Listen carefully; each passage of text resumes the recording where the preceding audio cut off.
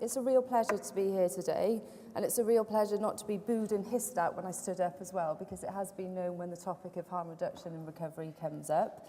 That is a little bit of a cheeky joke, but I think it underlines a real concern that some of us have, that there's a danger in the field at the moment that the harm reduction and recovery movement is at risk of becoming polarised at some point, and that'll only be at the detriment really to people accessing services and trying to make changes in their lives. So you'll be pleased to know that I'm not going to spend the next 15 minutes telling you how to suck eggs. I'm also not going to pretend to be an expert on harm reduction. What I am going to do is to try and clarify some of the main messages coming out of the recovery movement, and to put this into the perspective of treatment, and also to give an overview of our approach here in Wales. There's been a lot of talk about this thing, recovery, and perhaps some crossed wires in the sector as well. But the most important message for me, really, is that the harm reduction movement and the recovery movement are not incompatible. And in fact, that they support one another, and that collaboration really is the key for us to develop a service approach that offers the best options and choice for people experiencing problems with drugs and alcohol. So I'm speaking here today from my own personal experience and my own personal perspective, but I'm also here on behalf of, to represent the voices of Recovery Cymru and the wider recovery movement. I'm also interested in hearing your voice and your comments. I don't particularly want to be heckled, if that's okay, because there's quite a few of you and there's only one of me up here. But I'm going to be here for the rest of the day, and if you want to pick up the conversation in the break or during the question and answer, and I think there's a panel this afternoon as well, then I'd be really interested in hearing your points of view. Also, if you want to contact me outside of the conference, my details are available.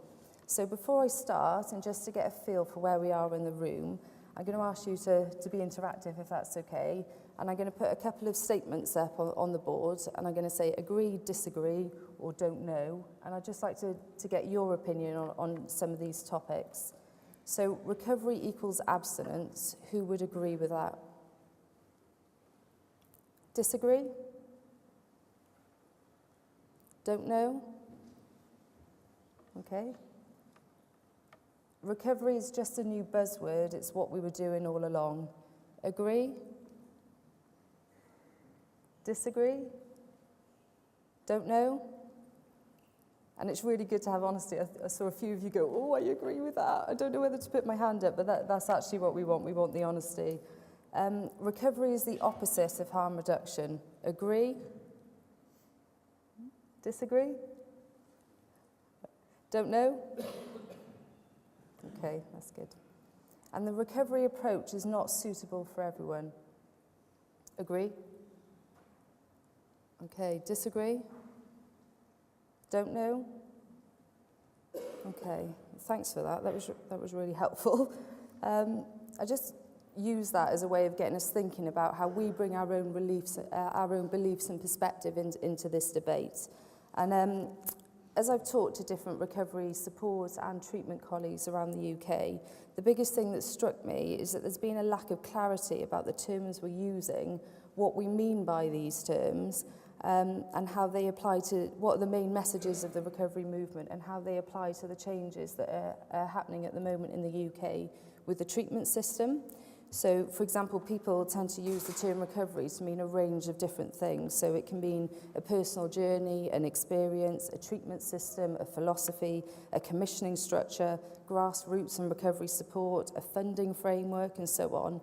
And so what I found it helpful to do is to break down what I mean when I'm talking and what I'm talking about when I'm in a conversation. So what I tend to talk about is recovery for the individual, the recovery model for treatment, and then community-led recovery support.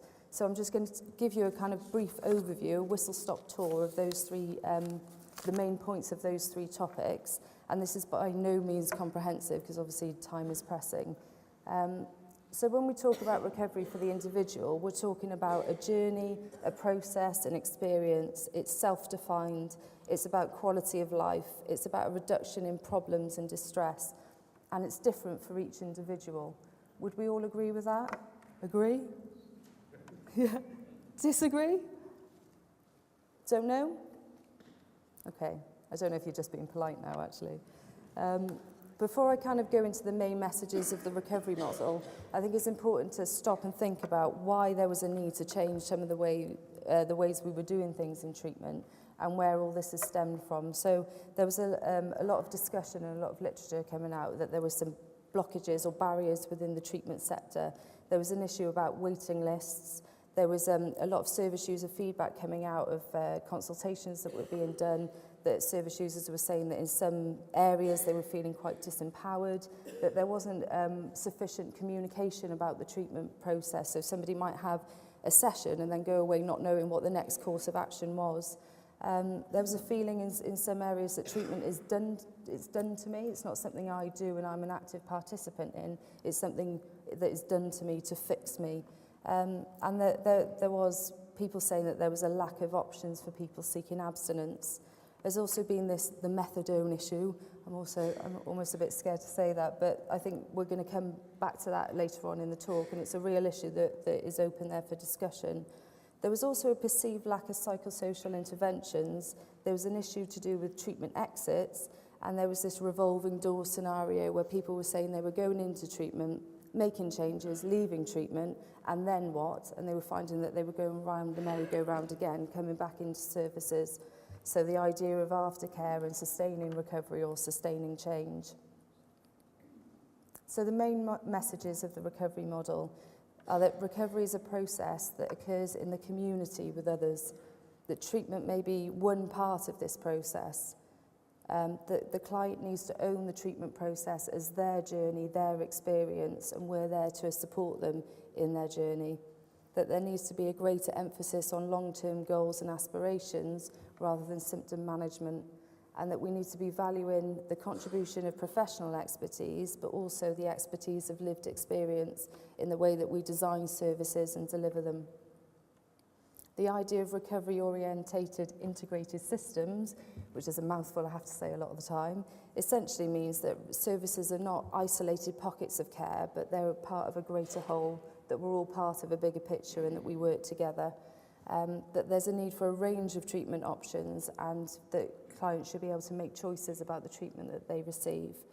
The recovery model also talks about planning for exit. So we've talked about the idea of planning for exit from day one, which some people kind of get on board with and go, yeah, I can see that. It might be a couple of years down the line. And other people I couldn't imagine talking about exit at day one. But these are some of the messages that have been coming out, that it's nice to know where your path might take you. The need for early reintervention and relinkage to treatment and recovery supports. So we've heard a lot of people say that they're perhaps a bit fearful about leaving treatment because they're worried about if it all hits the fan, how do I get back into the system? Will I have to wait on a waiting list and so on? So this has been a real issue for people moving into the community. And then the recovery model also talks about recovery community. So a recovery community is an example of community-led recovery support. Community-led recovery support pretty much is what it says. So it recognises that the journey from treatment to aftercare to independent living in the community is not linear, and that the grassroots peer-led recovery movement can play an integral part in helping people to support themselves as they go through all stages of their journey and all stages of the treatment journey as well, with the aim being that people build their internal resources and their external resources to live recovery in the community. So I've been going about banging this drum, and the main concerns that I've heard from people about implementing this recovery model are stated here. So differences in the approach between English, Scottish, Irish and Welsh treatment systems, and there's something about that it is what it is, but there's also something that we can be working together in the UK to try and share some of the best practices and the ideas that we have. Another concern is, what does this recovery mean for methadone prescribing? What's it mean for non-abstinence-based recovery? What's it mean for client choice and treatment options? So there's been a view that recovery is about saying it's all about doing it this one way, and we need to stop doing all the good things that we've been doing over the last couple of decades, and that is not what the recovery movement is about. There's also been some perceived differences between alcohol and drug recovery, and perceived differences in the options that should be available to people depending on the severity of their problem. And many of these concerns are expressed by people working in and advocating for the harm reduction services. But I really am here today just to reiterate the point that for me, the recovery model and the harm reduction approaches are not separate or opposing paradigms, that they both focus on the individual's journey, and brass tacks, you've got to be alive to be able to recover, you've got to be alive to be able to make change. And that a recovery-orientated treatment system needs to support a range of options for all people on all stages of their journey and to support all their choices. And so to do that, we need to have a genuine range. What we don't want to become is polarised so that we swing like this from decade to decade. So I'm going to do it briefly, but I thought I couldn't really stand here and talk about recovery and harm reduction without talking about the debate that's been raging at the moment in some parts of the UK about the idea of recovery is trying to do away with all methadone prescribing and all other substitute prescribing programmes. So I think that most of us would agree that there has been a growing concern about the perceived UK culture of prescribing, and a lot of this has stemmed from a growing evidence of service user voices saying that there's been a focus on engaging people in treatment and retaining people in treatment, but then what happens next? So what do I do once I am on a programme? What do I do next in my life? That there's been reports of disempowering prescribing practices, so people saying that perhaps their scripts are changed without a full discussion and so on.